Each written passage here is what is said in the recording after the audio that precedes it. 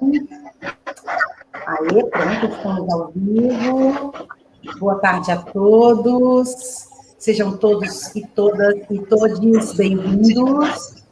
Estamos felizes mais uma vez por estar aqui nesse espaço de debate, esse espaço que a gente pode conversar muitas coisas, aproveitar pesquisadores importantes no Brasil, ouvir desses pesquisadores muitas coisas que podem contribuir para as nossas vidas, para as nossas pesquisas. Então, sejam todos bem-vindos e eu quero hoje agradecer muitíssimo a professora mestra Cíntia Débora por estar aqui hoje conosco, interpretando, né, trabalhando conosco, fazendo mais um trabalho inclusivo.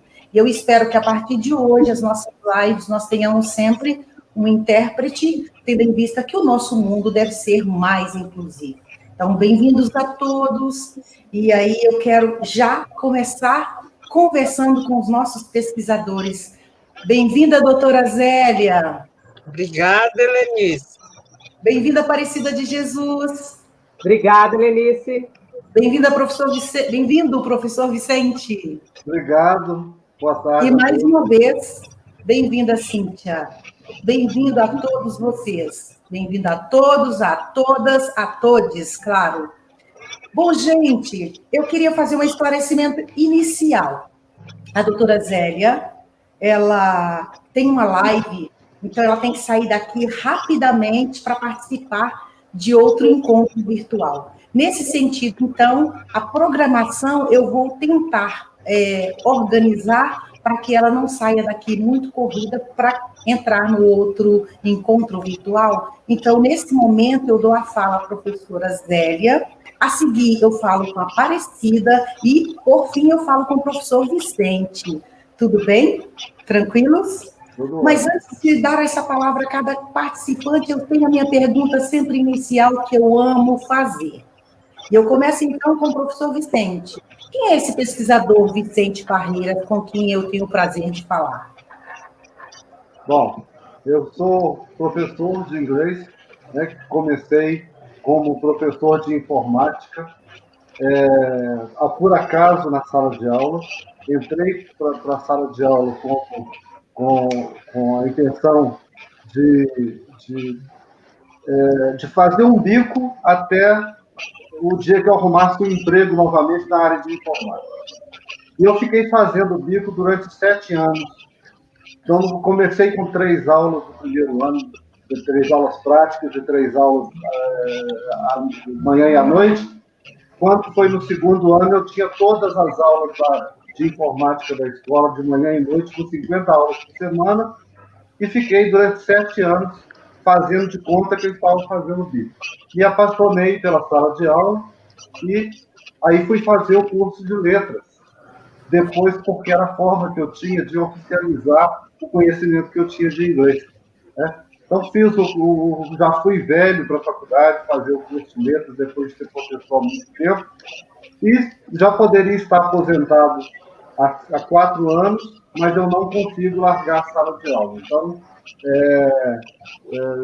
nesses anos todos, o que eu tenho feito é ensinar inglês e português, ultimamente só inglês depois de ter feito em 97, integrando com tecnologias que é uma paixão também, né? Que eu comecei. Então, o que eu tenho feito é ensinar do ensino médio até a pós-graduação, lá no Cefet, e integrando tanto as pesquisas em tecnologia e ensino, quanto os meus orientandos do ensino médio até a pós-graduação, que estão todos juntos e misturados em todos os projetos que eu desenvolvo de pesquisa. Né?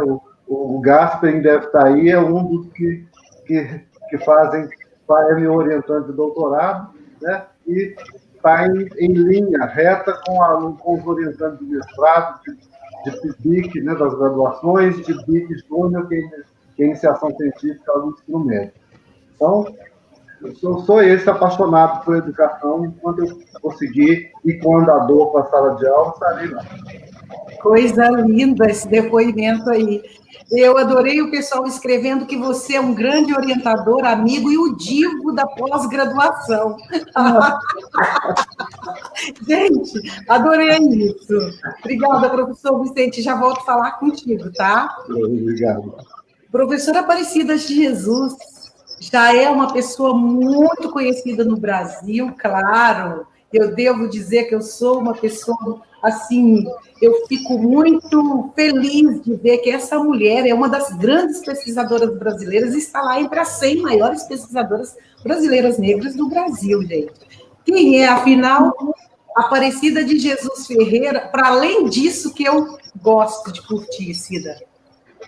Então, tá, muito obrigada, Helenice. Obrigada pelo encantamento. E eu também sou encantada com você e com a professora Zélia, com o professor Vicente também, né? E então agradeço pelo convite, é um prazer estar aqui.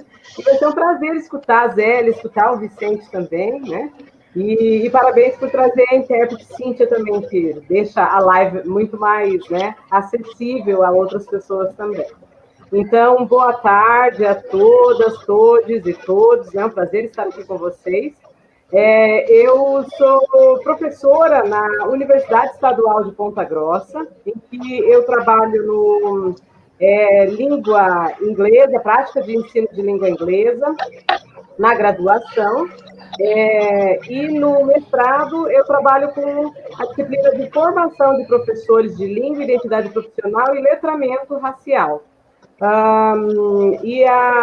As minhas pesquisas, elas estão relacionadas às questões raciais, principalmente voltada para as questões de formação de professores, identidade profissional interseccionada com raça, gênero, classe social, análise de livro didático e materiais didáticos e produção de materiais didáticos, que é uma outra questão que me interessa muito, e também políticas educacionais e políticas linguísticas que se relacionam e fazem intersecção com essas temáticas. Então, são essas as áreas que eu gosto e que me interessam em estudar e pesquisar e orientar. E eu sempre digo que eu sou uma pessoa muito privilegiada, porque aonde eu trabalho, eu tenho a oportunidade, a possibilidade e a liberdade, né, para fazer as pesquisas que eu quero fazer, que eu gosto de fazer. Então, eu sou uma pessoa muito feliz por isso.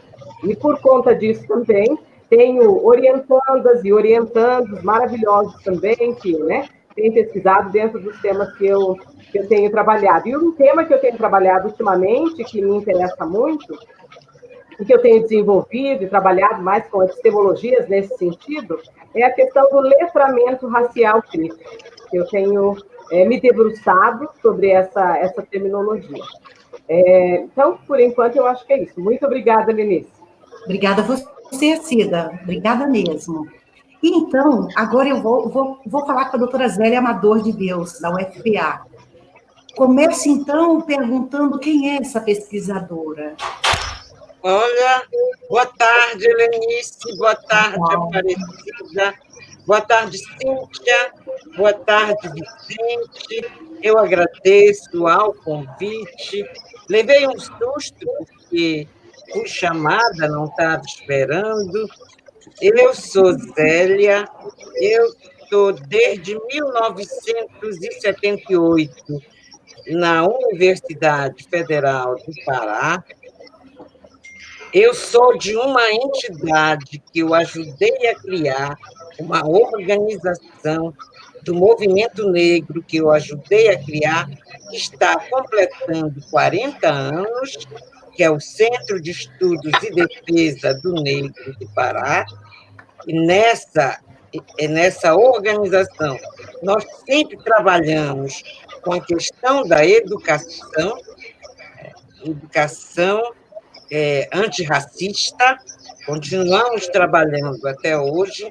Na universidade, eu entrei para a universidade meio que parecido com o Vicente. Eu entrei para dar aula de teatro, porque eu tenho formação na área de teatro. Daí, fui para o Centro de Letras, portanto. Naquele tempo, Centro de Letras e Artes. Na organização de departamentos, eu fiquei no departamento ligado à arte e comunicação, trabalhando sempre com arte. Foi criado o curso de educação artística e eu fiquei trabalhando com arte, trabalhando com teatro dentro do curso de educação artística. Na verdade, não era teatro, era arte cênica, porque naquele momento a perspectiva da formação do educador em arte era uma perspectiva polivalente. Houve muita briga para que essa coisa mudasse. Mas, enfim, eu estou, portanto, no Departamento de Artes da Universidade Federal do Pará. Agora, tem uma coisa, eu entrei na universidade, eu já era uma pessoa negra militante. Então, o negro militante, ele sempre leva para dentro da instituição o seu corpo. Não era o meu grande sonho chegar à universidade. Ser professora da universidade nunca foi meu grande sonho. Mas, já que eu estava lá, eu resolvi ficar e aí transformar a universidade, de alguma forma, em minha tribuna, transformar a universidade, de alguma forma, no meu espaço de luta, abrir portas dentro da universidade.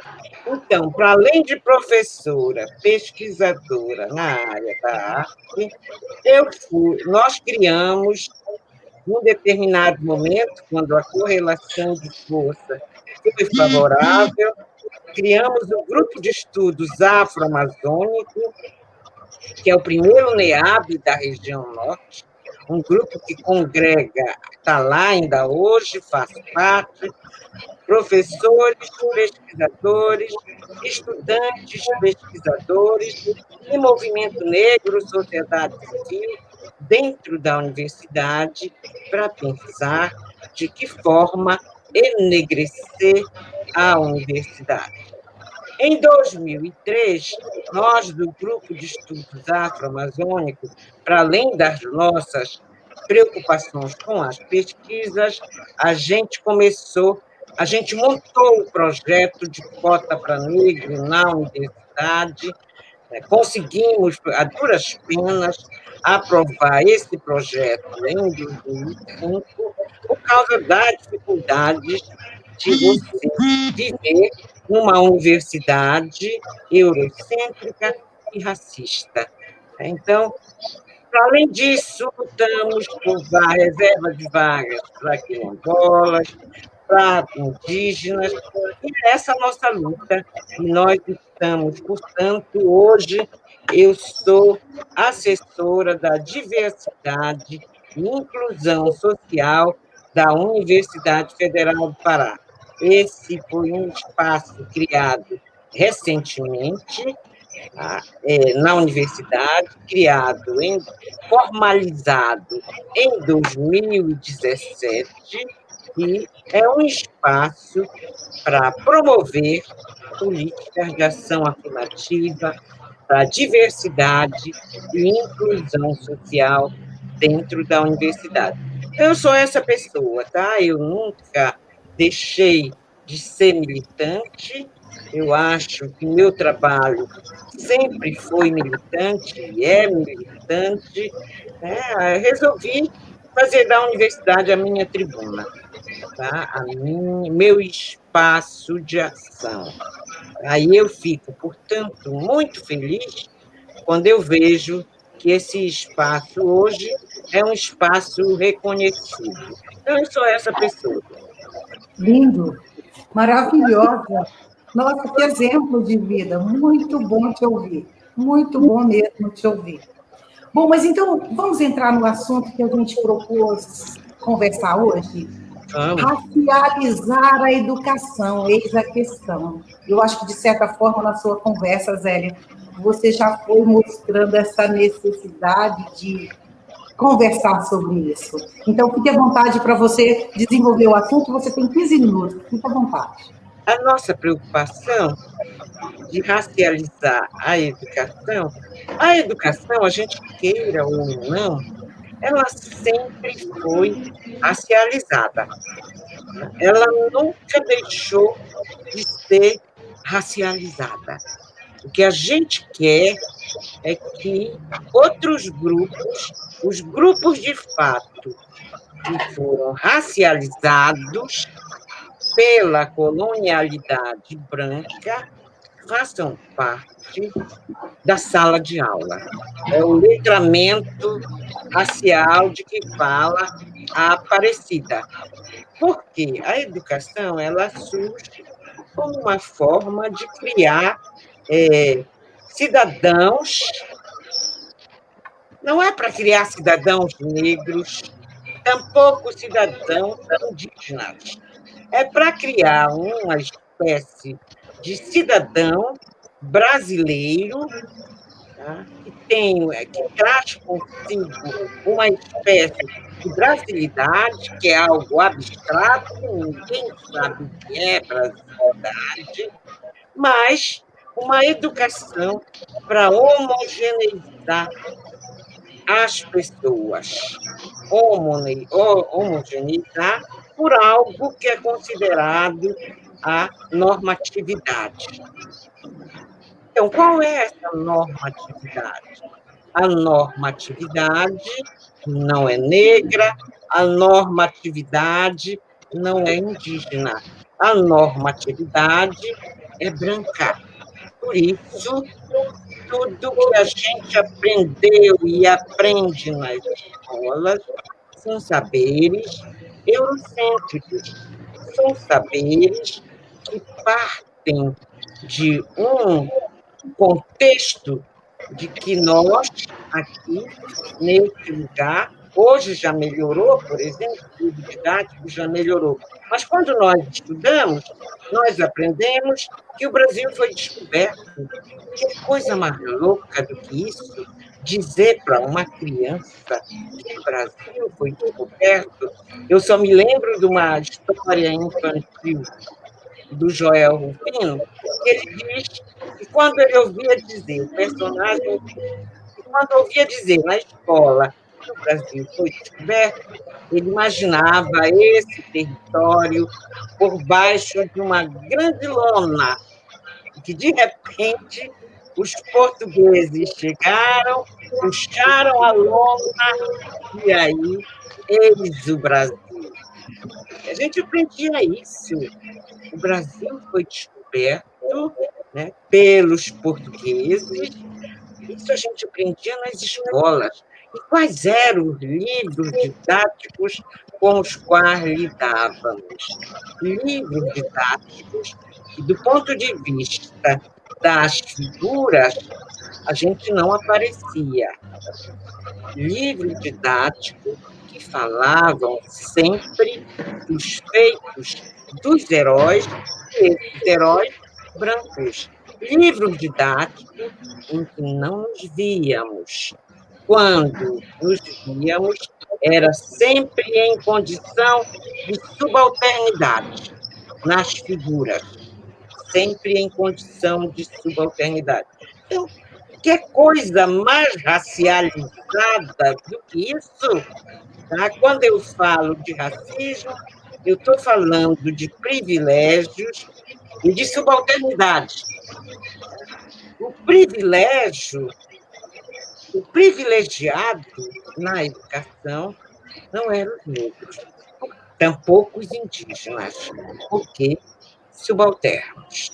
Quando é que na escola ouvíamos falar de índio? Não era nem povos indígenas, era índio. Ouvíamos falar no dia 19 de abril. Quando é que na escola a gente tinha leituras sobre os indígenas? Nunca.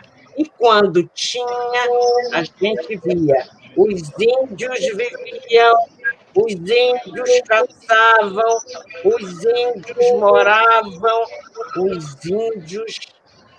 Era tudo no passado. todos os verbos no passado, como se os indígenas tivessem ficado lá atrás e agora não existissem mais. É muito recente a escola pensar em povos indígenas, porque o que a gente aprendeu é que eram índios. A gente aprendeu a partir do termo genérico inventado pelo colonizador europeu. Eu tenho um amigo indígena, o Almires Martins, que ele diz o seguinte: as pessoas sempre me perguntam o que é ser índio.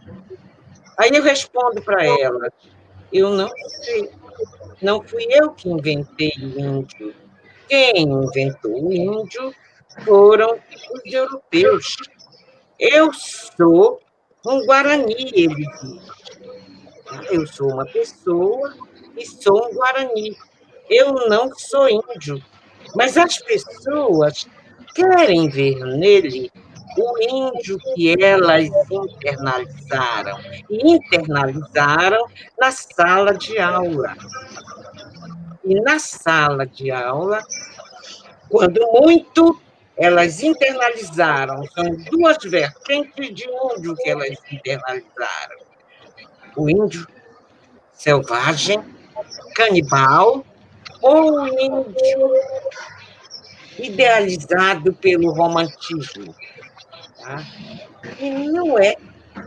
Que não corresponde aos nossos povos indígenas que secularmente têm lutado e que resistem e que, apesar de todo o genocídio a que foram submetidos, estão presentes ainda hoje aqui lutando, resistindo, sobrevivendo, apesar de todas as intempéries, apesar de todas as adversidades. Ora, o que é que víamos nas escolas em relação a nós, povo negro? Víamos que éramos escravos.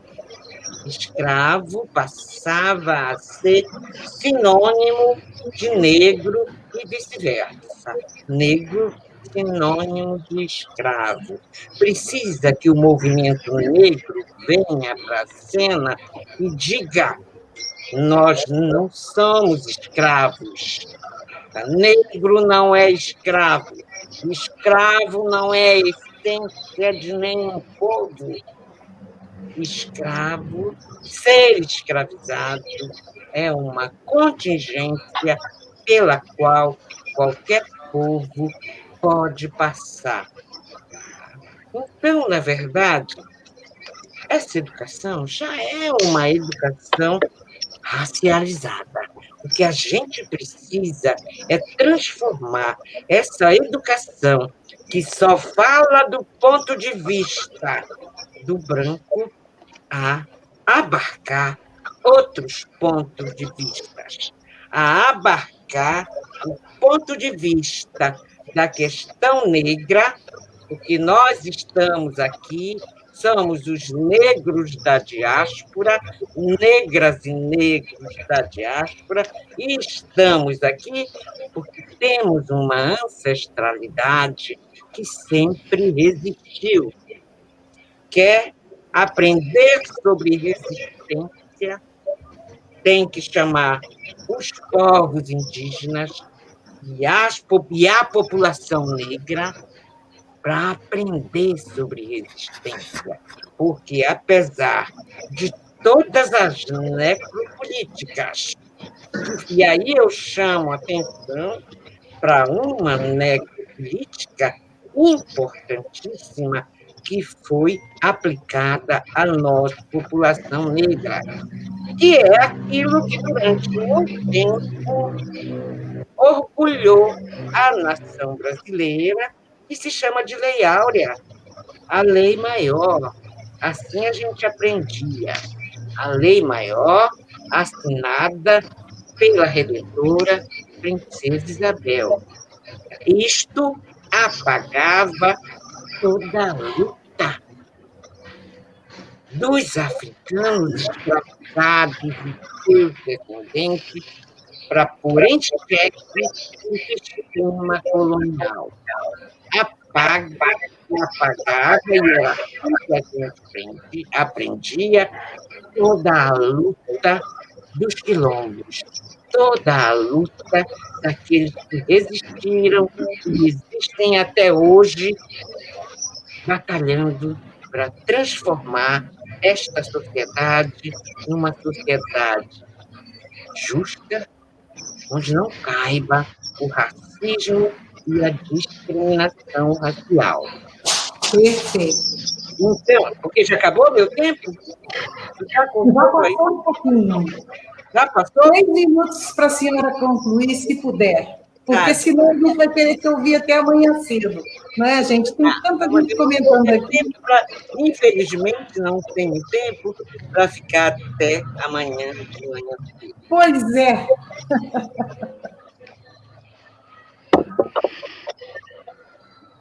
Eu acho que ela travou, gente. Parece. Eu acho que a internet dela deu uma travada. Vamos ver se ela volta, gente. Mas, assim, enquanto ela volta por aí, Cida, você está me ouvindo? Estou escutando. Cida também está me ouvindo. Doutora Zé, teve algum problema por lá? Gente, é muito conhecimento numa só pessoa, não é? Ficaria aqui até amanhã. Não entendi. Eu ficaria aqui até amanhã ouvindo. Eu já disse, gente, a gente fica anestesiado, né, de ouvir ela falar. Bom, mas enfim, as pessoas estão fazendo os comentários aqui. Deixa eu dar um tempinho para ver se ela volta, pessoal. A Natália dizendo que a Zélia está mostrando a necropolítica contra a população negra me faz querer bater palmas. Gente, é verdade, tem que bater palmas mesmo, porque é uma visão extremamente decolonial a dela, né? Maravilhosa, e que a gente também tem que desenvolver, a gente também tem que buscar ter essa visão, né? Deixa eu ver outro comentário aqui.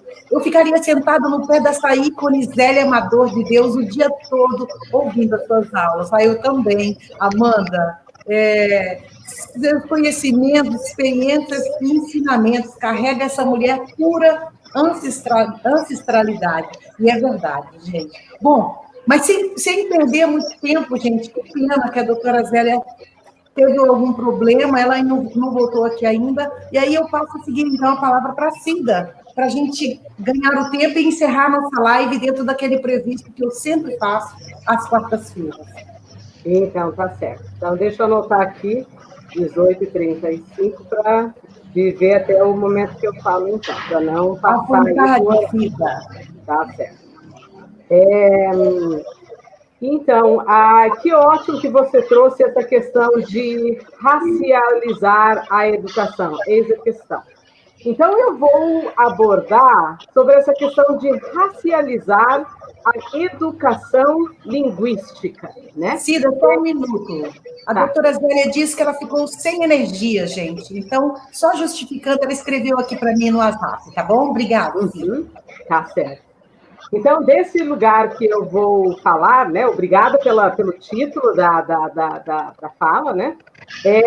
E eu vou trazer a questão de racializar a educação linguística, pensando desse lugar meu de fala, que é atuando no curso de letras, na formação de professores de línguas, né? Então, é desse lugar que eu vou falar. E pensar a questão da educação linguística de uma forma ampla, né? Que quando a gente pensa a questão da educação linguística, nós não estamos pensando, no entanto, somente do ponto de vista de pensar a questão da competência linguística, né? Do ponto de vista de oralidade, escrita, compreensão, as questões gramaticais, vai muito além dessa questão, né? Então, pensando na questão da educação linguística, há uma necessidade de nós pensarmos, sim, uma questão de como é que a educação linguística no Brasil ela é racializada? Ela é racializada, né? Então, nós temos que nos ver todos e todas como racializados. Então, sejamos nós pretos e pardos, de acordo com o IBGE, as pessoas negras do contexto brasileiro, as afrodescendentes, as pessoas eurodescendentes ou as pessoas brancas dentro do censo, ou então as pessoas que são as pessoas, eu vou tirar porque está tendo um barulhinho ali atrás, e daí eu estava me incomodando meu ouvido. Ou então as pessoas que são as pessoas que são os povos indígenas, né? E as pessoas que são as pessoas asiáticas, que são os amarelos, de acordo com o IBGE. Ou seja, todos e todas nós somos racializados. Agora, quando nós pensamos do ponto de vista de entender, dentro do contexto brasileiro, que as pessoas pretas e pardas, ou seja, as pessoas negras no contexto brasileiro, são 56% da população brasileira. Aí, pensando dentro dos currículos do curso de letras, para que a gente possa pensar essa educação linguística racializada, e nós vamos olhar, por exemplo, como é que se dá a construção dos currículos, nas escolhas, por exemplo, das bibliografias que são feitas para leituras das pessoas dentro do próprio curso de letras. Sejam todas as bibliografias. Então, as bibliografias, elas são racializadas, sim, mas elas são racializadas e têm uma perspectiva eurocêntrica. Onde é que está a perspectiva das pessoas negras que moram dentro do contexto brasileiro? As epistemologias escritas, contadas, teorizadas e reescritas pelas pessoas negras dentro do contexto brasileiro. E as epistemologias produzidas pelos povos indígenas também dentro do contexto brasileiro, né? Então, são questões de escolhas que são feitas. E são escolhas, né, feitas por nós dentro do currículo, né? O currículo é construído por nós. Então, nós temos que pensar, é claro, a partir dos currículos que nós temos, como é que nós podemos, né, enriquecer essas bibliografias, essas referências, para que elas, de fato, façam sentido e significado para o povo brasileiro, que é majoritariamente preto e pardo, que são as pessoas negras, né? Então, no momento de escolhas das referências, né, é responsabilidade tanto dos professores pensarem em trazerem referências que são significativas para toda a população brasileira, como também é uma responsabilidade dos alunos e alunas, pessoas que fazendo os próprios cursos de formação de letras, né, de também observarem dentro das ementas e dentro das bibliografias que são dadas, como é que as escolhas epistemológicas são feitas e fazer questionamentos, né, para que, de fato, essas escolhas epistemológicas, né, incluam, de fato, a população brasileira, né? Uma outra questão que é importante que nós pensemos, né, é quando nós vamos ver a leitura de artigos, né? Então, quando nós vamos pegar a leitura de artigos, quais são as pessoas que são citadas nesses artigos, né? Então, essa é uma outra questão muito importante. Por exemplo, pensando em racializar a educação linguística, quando fazemos conferências, eventos como esse que a Helenice tem coordenado e tem feito lindamente e trazido um contingente importante de pessoas negras e negros para falar nessa live, é a mesma coisa que nós temos que observar nas nossas conferências, nos grandes eventos que nós vamos. Será que nos grandes eventos que nós vamos, nós encontramos pesquisadores e pesquisadoras negras e negros e pesquisadores indígenas também, né? Então, são outras questões que nós precisamos nos questionar. Uma outra questão, a questão dos livros de literatura. A Zélia, ela mencionou um pouco sobre a questão de livros didáticos, né? E mencionou o quanto que pesquisas têm sido feitas no Brasil para, de fato, fazer com que as pessoas negras estejam representadas dentro dos livros didáticos. E nós sabemos que, dentro dos livros didáticos, há um contingente muito maior de pessoas brancas representadas em um país que tem 56% da população. Então, o contingente de pessoas negras representadas dentro dos livros didáticos é muito inferior, né? Uma outra questão importante é nós pensarmos, por exemplo, nos livros de literatura, né, que são utilizados dentro dos cursos de letras. Os livros de literatura que são lidos como parte da formação, seja de literatura de língua, literatura brasileira, literatura, né, de língua portuguesa, literatura de línguas inglesa, né? Quando lemos essas literaturas trazem um contingente importante de outras literaturas que não sejam literaturas eurocêntricas, por exemplo, né? Então, essas são algumas das questões que nós precisamos questionar, né? E para quê? Para que depois, no momento dessa formação, uma vez formados, ou cursos de formação continuada, como mestrado, doutorado, também, no momento que os professores forem para a escola, esses professores também consigam ver os seus alunos representados em todos esses lugares, né? Então, essa é uma questão importante para ser considerada, né?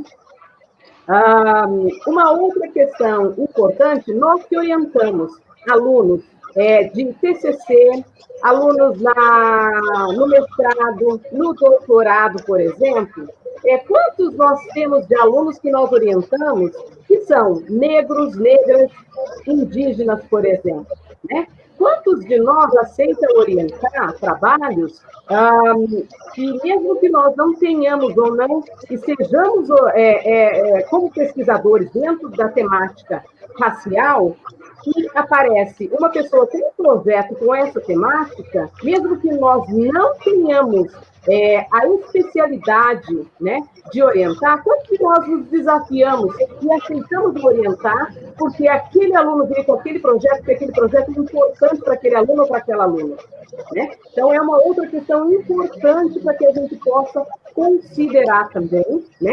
E isso a gente está fazendo a racialização da educação linguística e trazendo, né, a questão da pessoa negra, né, para que ela também possa se ver como pesquisadora e também pesquisar os temas que ele ou ela acha como relevantes, né? Então, essa é uma outra questão.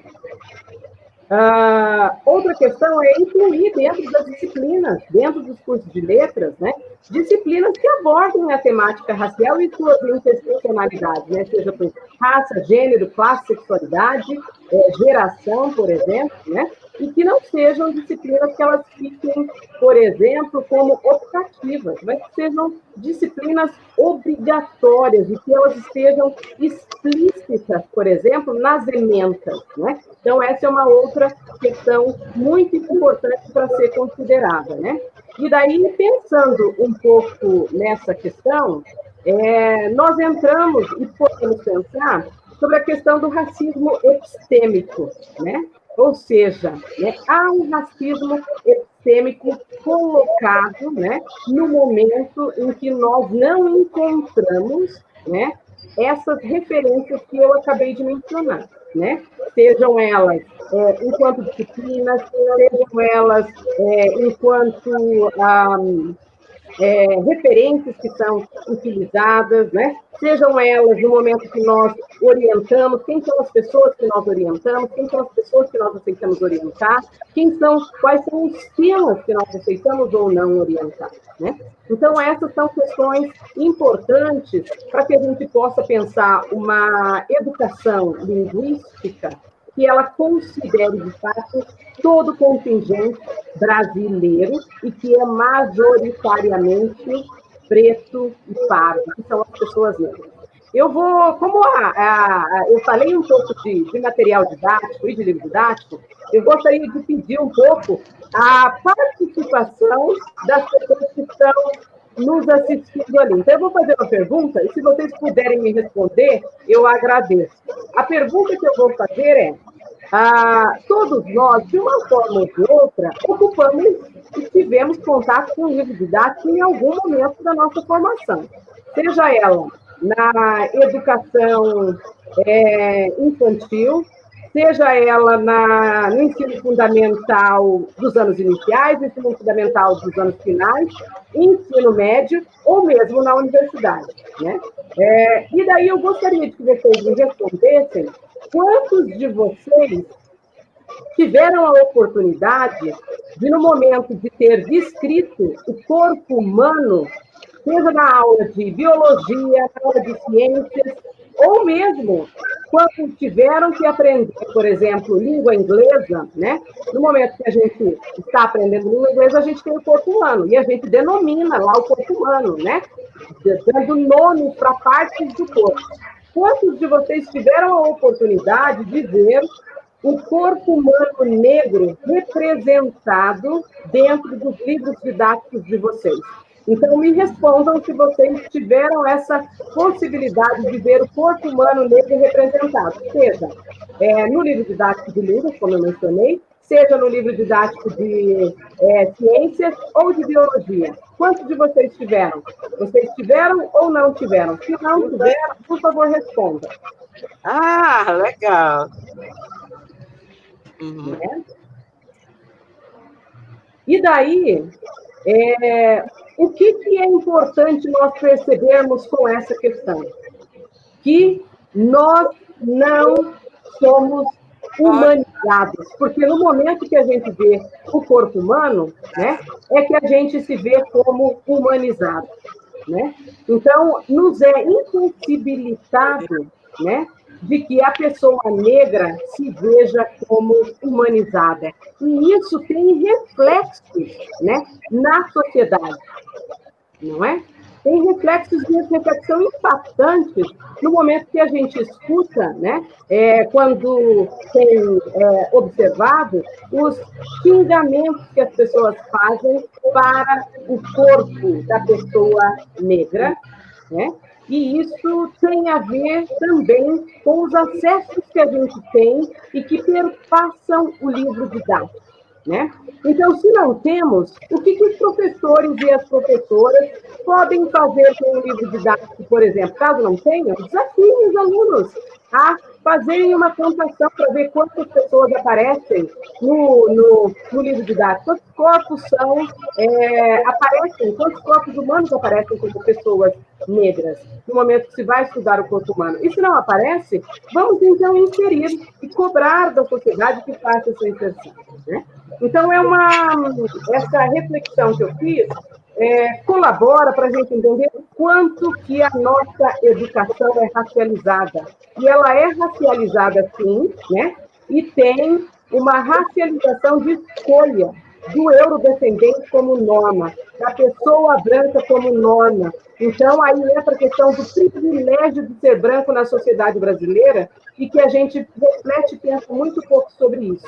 E que perpassam por ações simples, né? Que parecem ser simples, como essa que eu mencionei, né? E que tem impactos na sociedade, né? E que se relacionam com a questão de acesso, de visibilidade, de poder, né? Então, o meu tempo de 15 minutos acabou. E depois eu aguardo vocês com perguntas para a gente refletir um pouco mais. Muito obrigada. Tá. Obrigada, eu voltei, pelo menos, para encerrar minha fala. O que eu queria dizer é que o que a gente tem que fazer é inverter tudo isso, é trazer para a cena toda a história, os saberes, e isso é inclusão. Quando se fala de inclusão, a inclusão sempre tem que ser mão dupla, não basta trazer só as pessoas negras e as pessoas indígenas para a escola. Tem que levar, junto com essas pessoas, suas histórias, suas memórias. Isso é incluir de fato e incluir com qualidade. Tá? Então, é isso que a gente precisa ter. Agora, para tanto, a sociedade brasileira precisa se educar sobre racismo, porque nós somos, e por isso eu adoro a ideia do letramento racial, porque grande parte dessa sociedade é analfabeta racial. Grande parte dessa sociedade sempre calou sobre o racismo. É um racismo que se manteve secularmente muito mais pelo silêncio. Quem traz para a cena o racismo são as pessoas negras, que estão aí bradando e tentando colocar o racismo como a centralidade das discussões, como a centralidade de todas as desigualdades existentes nessa sociedade. Então, eu quero agradecer a oportunidade, muito obrigada. Hoje eu falava de manhã numa audiência pública, um Conselho Nacional de Justiça, e eu dizia para eles: todos os cursos nas universidades têm que ter disciplina sobre anticolonialismo e antirracismo. As pessoas precisam aprender que o racismo está na base de todas as relações estabelecidas nas sociedades racistas. As pessoas precisam aprender isso. Portanto, as pessoas precisam aprender, sobretudo, como diz a Coalizão Negra por Direito, da qual a minha instituição faz parte, que enquanto houver racismo, não haverá democracia. Então, muito obrigada, agradeço. Tá? Enfim, que bom que eu consegui voltar para me despedir. Querida, nós agradecemos muito pela sua fala, por ter participado conosco, por ter voltado. Olha, muitos elogios aqui pela sua fala. Claro, não é surpresa, porque você realmente é uma pessoa incrível. Obrigada, doutora Zélia. Eu sei da sua correria. Ela está saindo daqui, gente, para outra live. Então, muito obrigada. Uma pena que você tenha que fazer essa correria para a gente poder estender um pouquinho mais aqui. Mas, enfim, obrigada mesmo por ter aceitado o nosso convite. Tá? Muito obrigada. Ótimo. Então, eu quero ouvir o Vicente, para que a senhora também possa ouvi-lo. Podemos ser assim?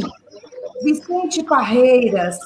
A doutora Zélia e a Aparecida também acabou de dizer nas suas falas que a gente não vai só, os negros não vão só, nós precisamos da branquitude. E é por isso que você está aqui, porque sem você, sem outros pesquisadores brancos que entendem que a questão ela não é só nossa, a gente precisa de gente assim. Bem-vindo, a fala é sua. Contribuir um pouco com esse debate. Já foi um aprendizado muito grande ouvir essas duas comunidades aqui, né?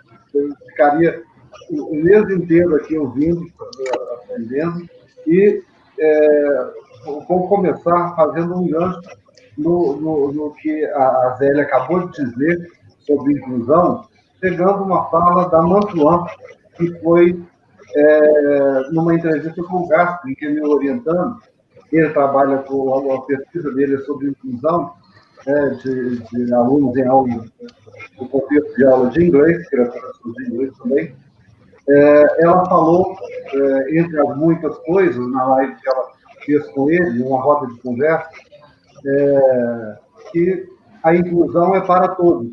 A gente não pode olhar a inclusão como sendo um favorecimento ao grupo X ou Y.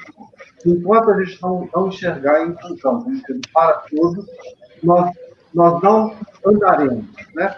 Então, partindo dessa premissa, o que eu preparei para dizer, espero que eu consiga falar dentro desses 15 minutos, na hora que eu tivesse para poder me avisar quando estiver faltando uns 3 minutos, para eu poder fechar, para não ultrapassar muito tempo, porque eu me conheço, sei que eu estouro o tempo sempre. Né? Vou levantar a mão para te indicar.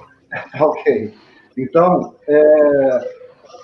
eu tenho, na conversa que eu tive que eu tenho com frequência com o Gerard, com o Arcádio, que estão meus orientandos também de doutorado, foram meus orientantes de mestrado, estão de doutorado agora, né, do Benin, é uma outra perspectiva sobre a questão do racismo, né, e da racialização, com a Rita Augusto, que é minha irmã, que esteve aqui um dia desses conversando com você, né? Inclusive, ela me passou um artigo falando sobre... foi uma entrevista com a Lia Heiner, eu não sei se é essa a pronúncia do nome, né? Que ela deu ao Intercept Brasil, e que eu tomei como ponto de partida para começar a da minha fala. Né? A Lia Heiner é uma pesquisadora e apresenta a noção de racialização como sendo algo que acontece há alguns séculos com negros, indígenas e outros povos, né? E o grupo antecede o sujeito. Isso é o processo de racialização. Né? Então, dessa forma, essa pesquisadora afirma que sociológica e historicamente há um mundo de determinações estruturais próprias das desigualdades ou vantagens sociais ancoradas nos povos indígenas e negros. Todas as questões que envolvem a raça não estão aí por essência, que é aquilo que a Zélia enfatizou e que a Silvia também enfatizou na fala dela, né? E sim pelas relações de poder. E qualquer um que estude poder sabe que ele não é algo dado, sim um exercício diário, né? E sendo um exercício, ele circula. Então, para ilustrar essa questão das relações de poder e de como que não é o racismo não é uma questão natural, que ela faz parte desse exercício de poder, eu gostaria de citar uma pesquisa que ontem, no canal que eu tenho junto com os meus orientandos, que são do nosso grupo de pesquisa, é o canal Infotec. Infotec é o nosso grupo de pesquisa, que é a sigla para Núcleo de Pesquisa em Linguagem e Tecnologia.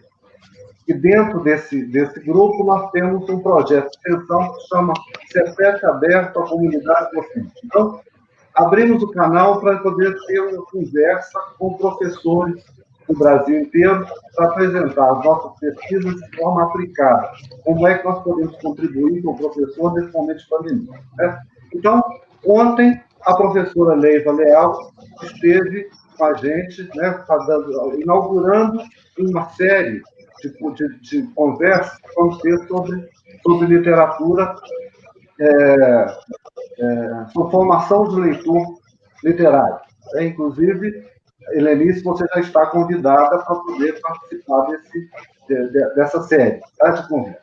Bom, então, ela tem uma pesquisa que ela fez no doutorado dela, que ela foram durante 10 anos, ela pesquisou, ela acompanhou 70 alunos durante 10 anos, no momento em que a gente não tinha essa pressão da CAPES de fazer um doutorado em 4 anos.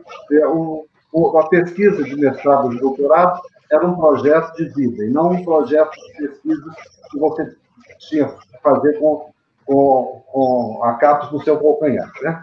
Então, a pesquisa dela, ela acompanhou, ela pegou uma turma de alunos, 35 alunos, da Pedreira Prado Lopes. Pedreira Prado Lopes é uma comunidade em Belo Horizonte das mais carentes. Então, como nós sabemos bem, essa comunidade, a grande maioria é de preto, né? E uma outra, esses 35 alunos de uma escola particular, no Sion, que é um bairro, na época que ela fez a pesquisa, um bairro nobre de Belo Horizonte, onde tinha pessoas mais endinheiradas. Então, certamente, 100% de branco lá. Né? Bom, ela acompanhou, como professora de língua portuguesa, ela queria saber, ela coletou redações desses textos durante 10 anos. Então, no final dos 10 anos, esses alunos deveriam estar no segundo ano do ensino médio. Ela começou a coletar na segunda série do fundamental até o segundo ano do ensino médio. O resultado é fácil de guardar, porque ele é inverso.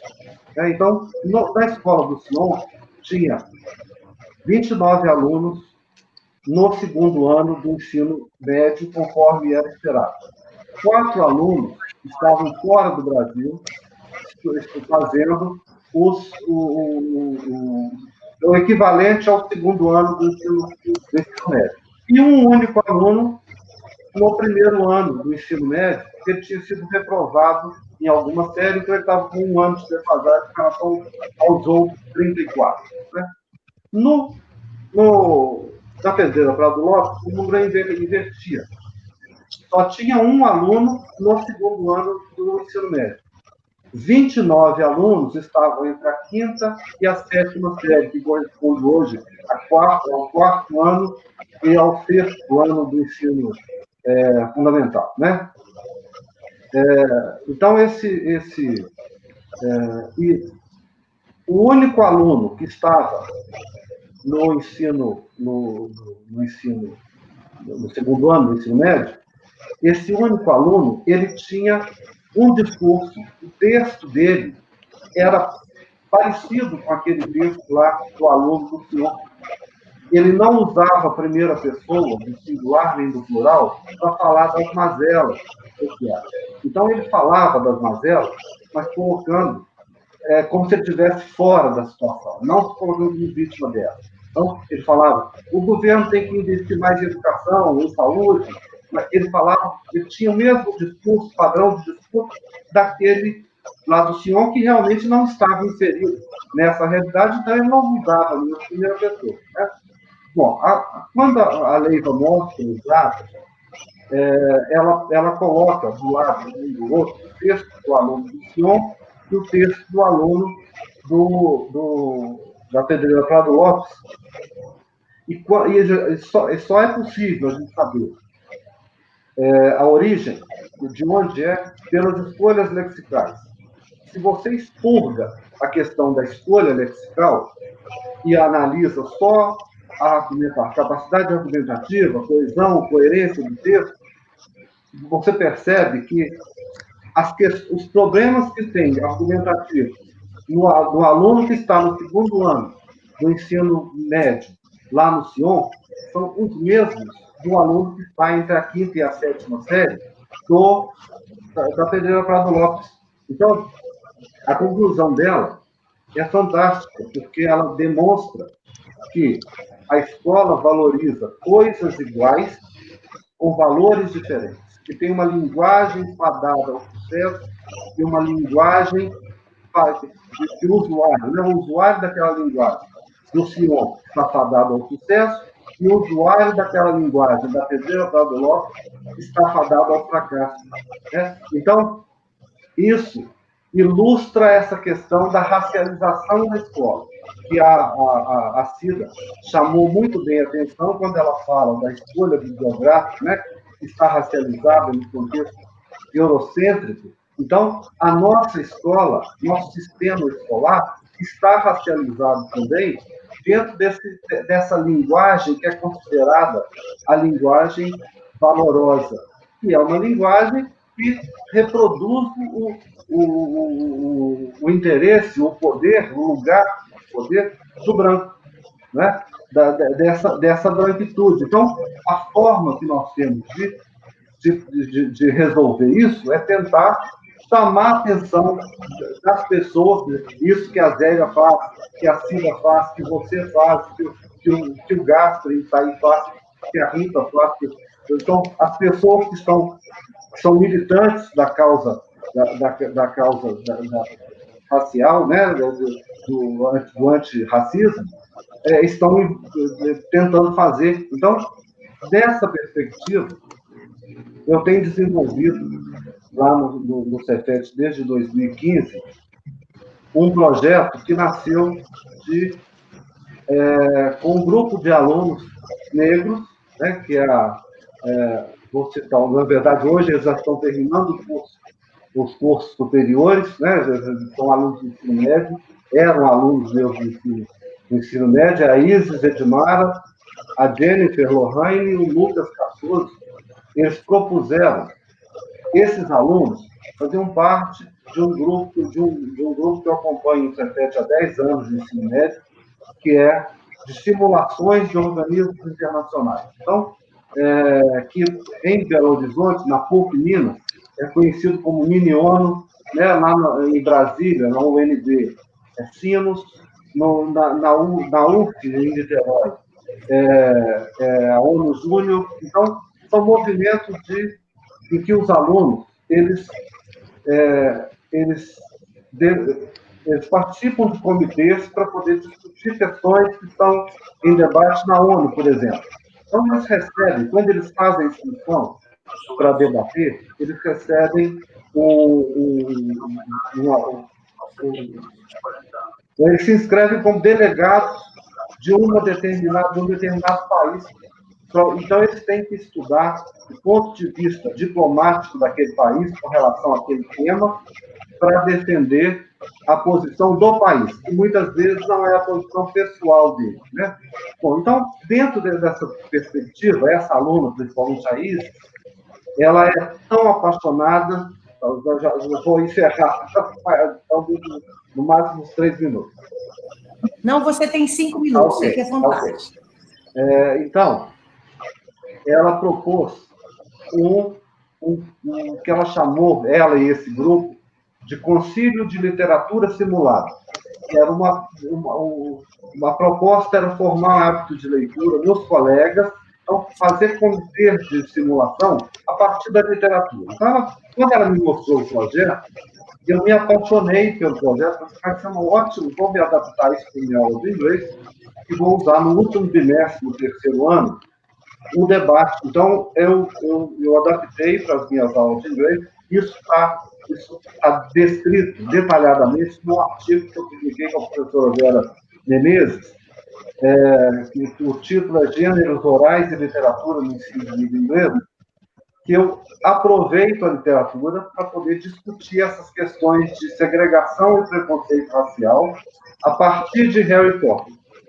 Então, eu pego a literatura, pego o Harry Potter, que é uma coisa que eles gostam, que todo mundo já viu a série todas, eles conhecem bem, né?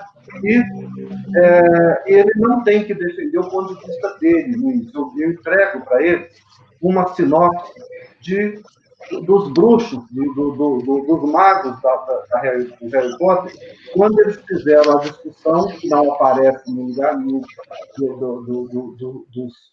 do filme, nem do livro, quando começa a primeira história, já houve a divisão das escolas, né? A Sonserina e a Rafinória.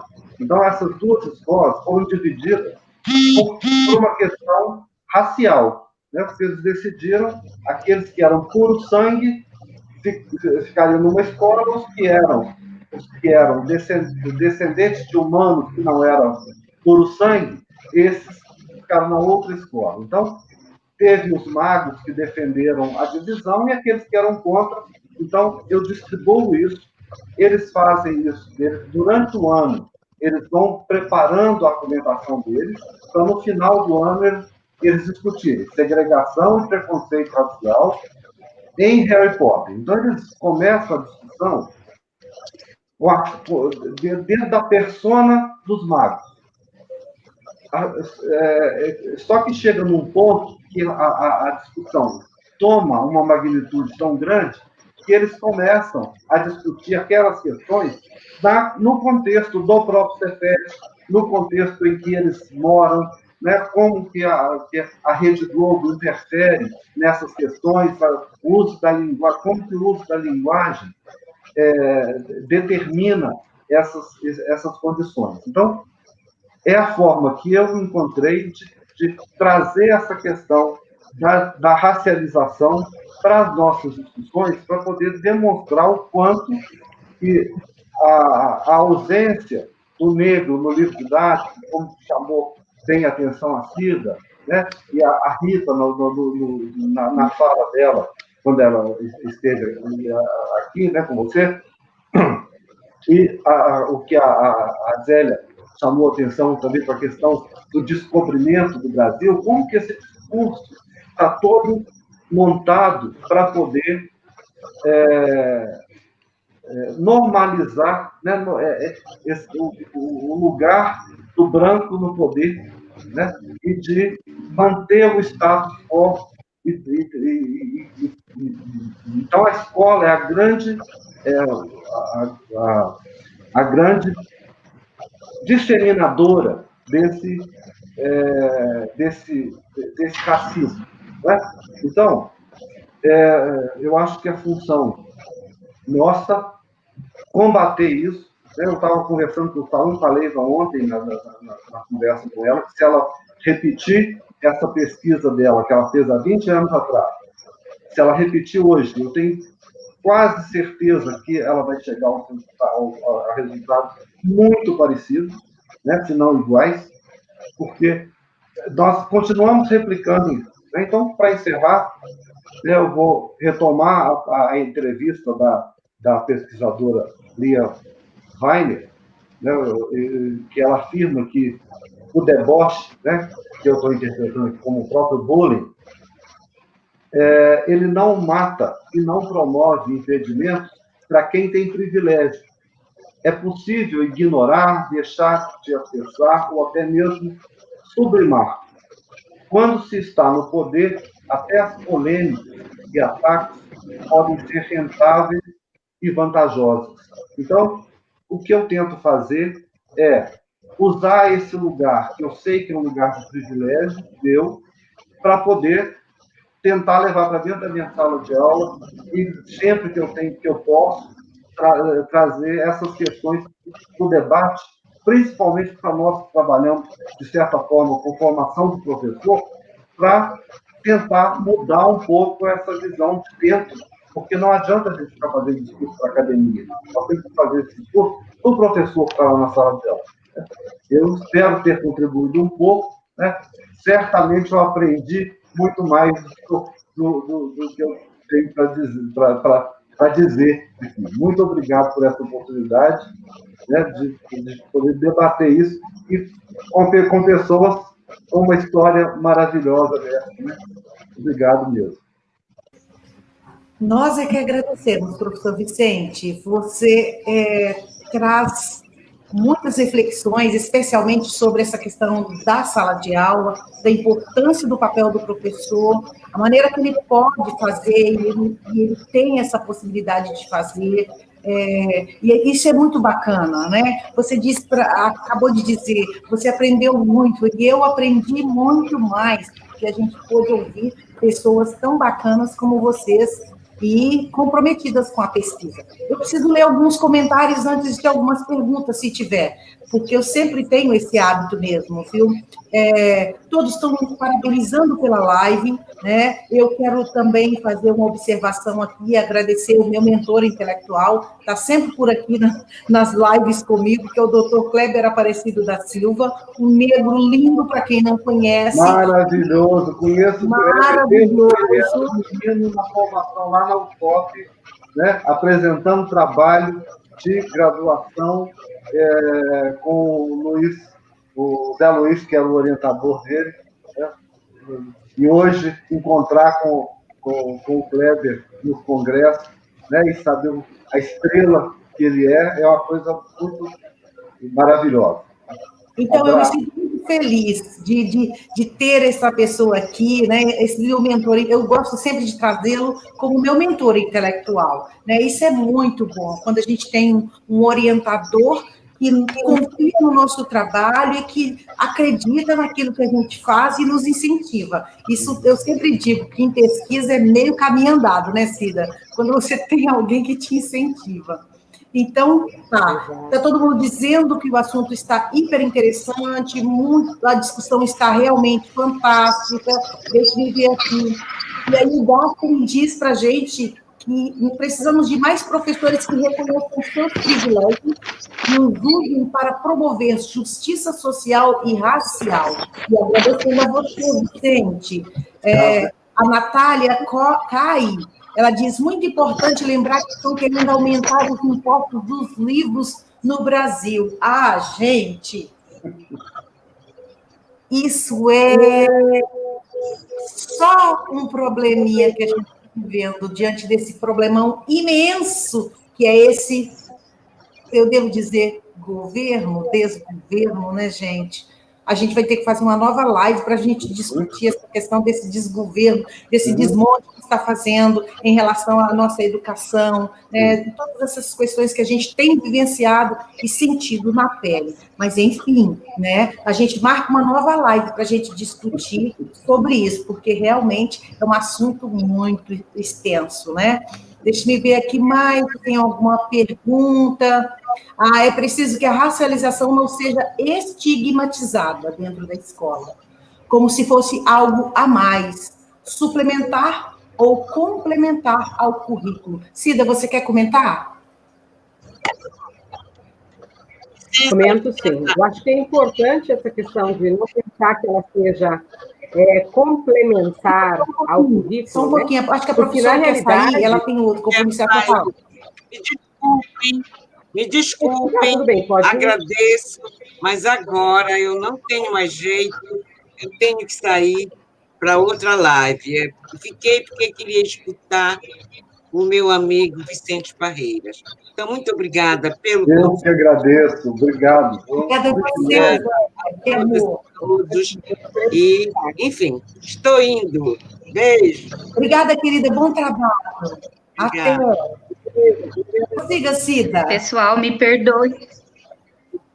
Me perdoem por interromper também, mas eu também preciso sair, Helenice. Tudo bem? Sim. A nossa intérprete tem uma bebê, gente. Ela precisa atender a bebê dela. Me perdoe. Nenhum problema. Obrigada, eu que agradeço. Obrigada. Cida, vamos seguir para a gente fechar, então. O pessoal que está com a gente, os nossos participantes, aguentem firme aí, a gente já está terminando, tá? Então, vamos lá. É importante essa questão de pensar que ela não seja algo suplementar, né? As discussões, porque, na realidade, elas têm que estar no currículo, né? De forma interdisciplinar e transdisciplinar, ocorrendo o ano inteiro, não é? Porque, como nós falamos e discutimos aqui, e todos nós acordamos, né? Que o currículo é, sim, racializado, né? No entanto, essa racialização coloca em privilégio uma referência, né, eurocêntrica. Então, nós precisamos refletir sobre essas questões para que não sejam colocadas essas referências de forma eurocêntrica, ou seja, para que o racismo epistêmico não esteja dentro do nosso currículo, né? Então, ela não pode ser suplementar, ela tem que ser efetivo durante a nossa praxis, né? Seja ela do ponto de vista como Paulo Freire coloca a nossa praxis, que é tanto do ponto de vista das referências que a gente utiliza, quanto a nossa prática pedagógica, né? Então, isso precisa estar evidenciado nas nossas práticas cotidianas. Então, o antirracismo, ele se exerce cotidianamente, para que isso tudo que a gente fez e comentou e falou aqui, a gente fez um letramento racial. Discutimos como é que as questões de se pensar a questão de raça pode estar intrínseca no nosso currículo, né? Isso que a gente fez foi um letramento racial crítico pensando em ações, porque as questões de ações, elas são fundamentais para que cada um de nós se pergunte quais são as minhas ações, o que eu faço cotidianamente para que as questões de raça estejam na minha prática pedagógica cotidianamente, né? E pensando essa questão de raça, que ela seja equitativa e que todos os pertencimentos étnico-raciais estejam presentes nas nossas discussões. Então, acho que concordo com você, Cida, em todos os aspectos. Vicente, quer comentar? Sim, gostaria de acrescentar que, só de reforçar isso que a Cida acabou de dizer, que chamando também para aquilo que a Zélia disse, que a sala de aula sempre foi racializada, né? Então, nós precisamos mesmo de de semear, né, não só no nosso currículo, mas no nosso discurso, na sala dos professores, dos nossos colegas, né, que do mesmo jeito que esse discurso hegemônico, né, da branquitude está no livro didático, está nas relações de poder dentro da escola, que as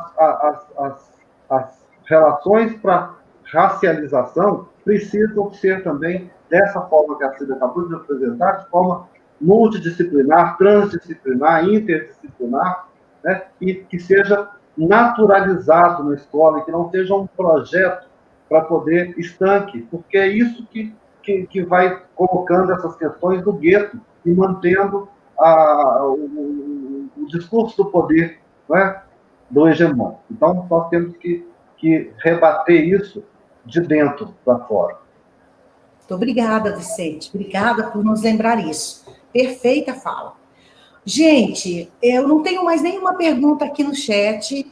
Eu já disse que eu falaria com vocês até amanhã, mas eu não posso me demorar, porque esses nossos convidados estão aqui fiéis com a gente há 1h16. Vocês acreditam nisso?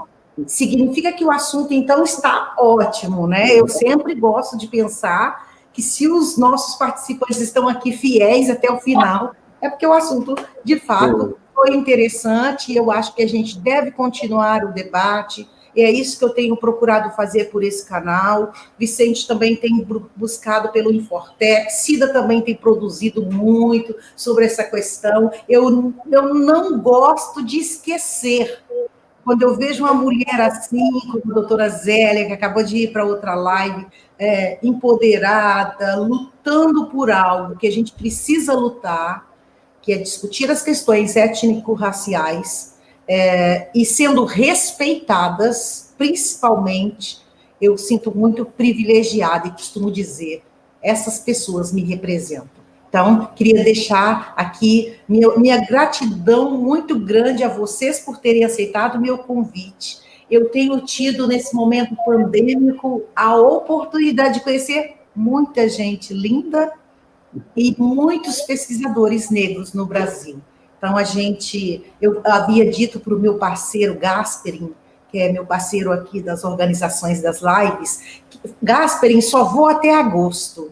Mas toda semana eu sou intimada por alguns colegas e instigada por alguns colegas a continuar o nosso debate.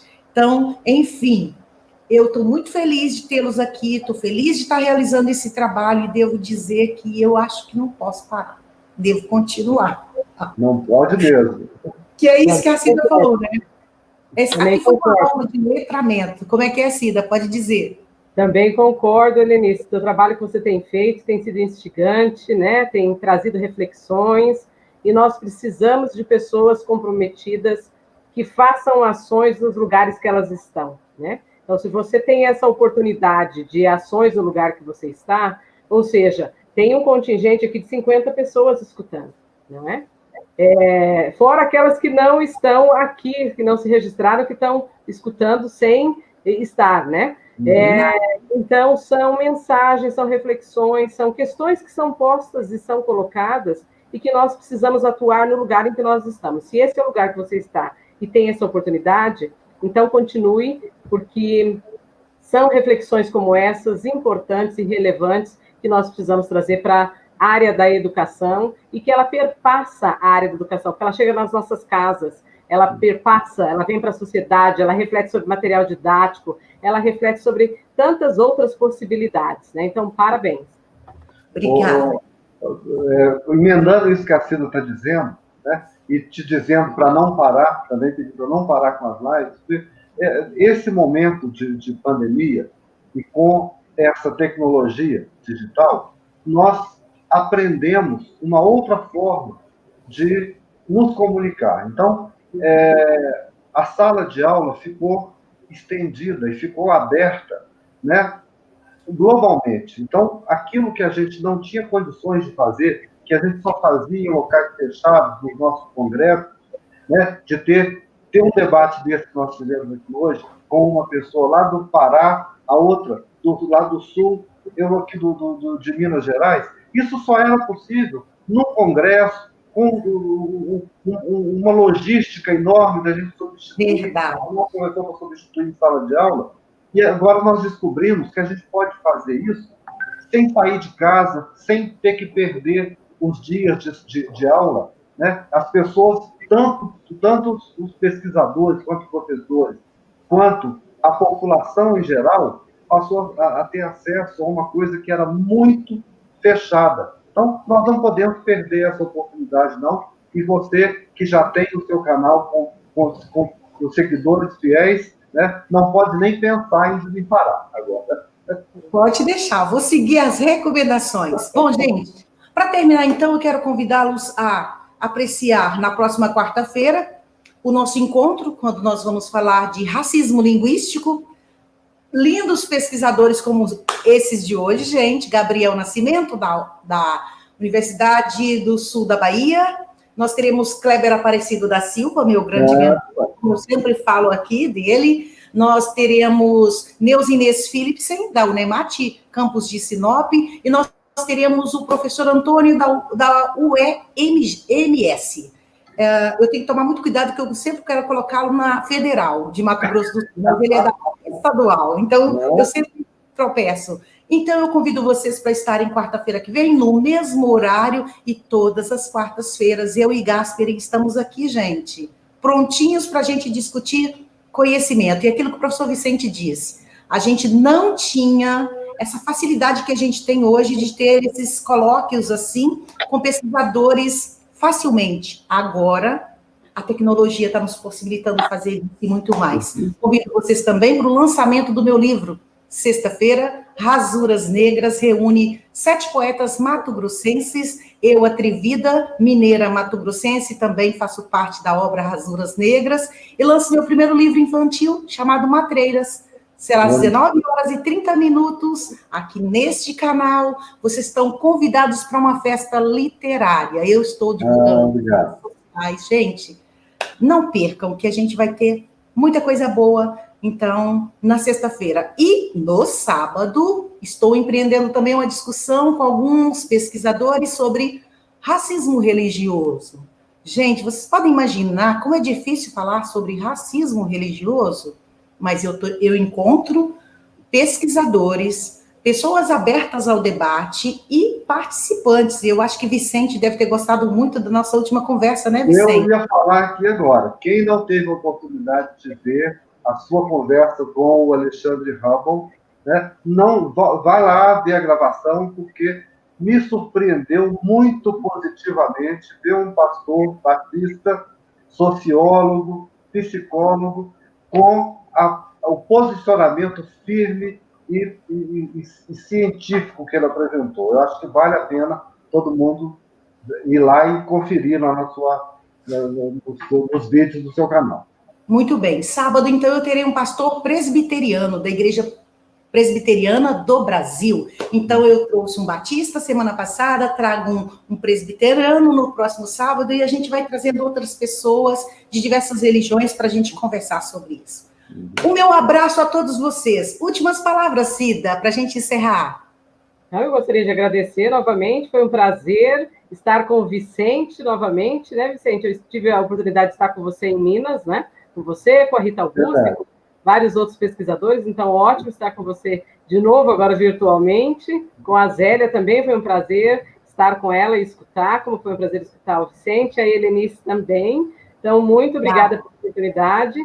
E agradeço também a todas, todos e todos que estão aqui. Tem várias pessoas da UEPG, algumas que são minhas orientandas, outros que são colegas, e outros e outras que são de vários lugares do Brasil, como eu vi que estão diversas universidades. Isso, todas as universidades. Então, é um prazer, muito obrigada pelas considerações, pelos comentários e por vocês estarem aqui conosco até agora. Então, muito obrigada, Helenice, sucesso no empreendimento, né? Obrigada a você. Eu com o canal, quanto do Vicente com as aulas e com as várias atividades aí que a gente tem desenvolvido. Parabéns. A palavra é sua, Vicente, para a despedida. Eu quero agradecer também, né, essa tarde maravilhosa de aprendizagem que a gente teve, de conversa. É um prazer muito grande reencontrar a Cida, mesmo virtualmente, né, e conversar com você. Ter a chance de de participar do seu canal, Helenice, né? E de conhecer a Adélia, que eu fiquei absolutamente apaixonado, né? Eu quero ter a chance de encontrar com ela rapidamente, de preferência lá no Pará, em Belém, né? Lá no Eu também quero ir com você. É tudo de bom, Belém do Pará. Obrigado a todos que estão assistindo, ao Gasperin, que tem tanto te apoiado quanto me apoiado, também um grande amigo, além de orientando, né, que a gente já construiu uma amizade maravilhosa, então aprendo muito nas conversas com ele, com os meus orientandos todos. Então, obrigado a todos que estão nos acompanhando, né, e nos dando a chance de aprender também, que esses debates é o grande lucro que a gente tem, é o tanto que a gente aprende com isso, né? Muito bem. Beijo a todos. Muita gratidão a todos. Se cuidem. Eu espero que depois da pandemia a gente possa sentar, tomar muitos cafés, muitos vinhos, comer muitos queijos bons. Tudo de bom nessa vida. Saúde e paz, gente. Fiquem bem. Você também. Você também.